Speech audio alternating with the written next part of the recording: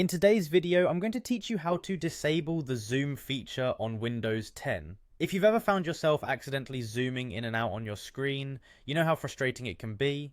Fortunately, there's a simple way to turn off this feature to prevent such mishaps in the future.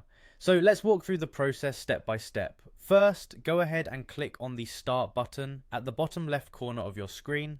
This is going to bring up the Start menu, which is the gateway to your computer's settings and options. Once the Start menu is open, look for the gear icon, which represents the settings menu.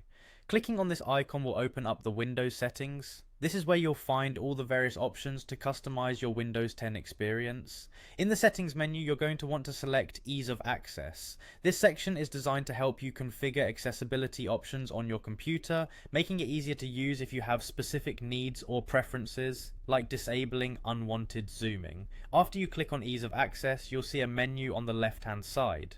From this menu, select Magnifier. The magnifier tool is what Windows 10 uses to control the zoom feature on the screen. If it's enabled, your screen is capable of zooming in and out, sometimes unexpectedly if you're not careful. So here's the final step.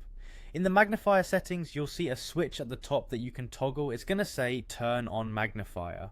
By clicking this switch to the off position, you are deactivating the zoom function across your operating system. It's as simple as that. This should prevent any accidental zooming from happening in the future, allowing for a smoother and more predictable user experience. And there you have it.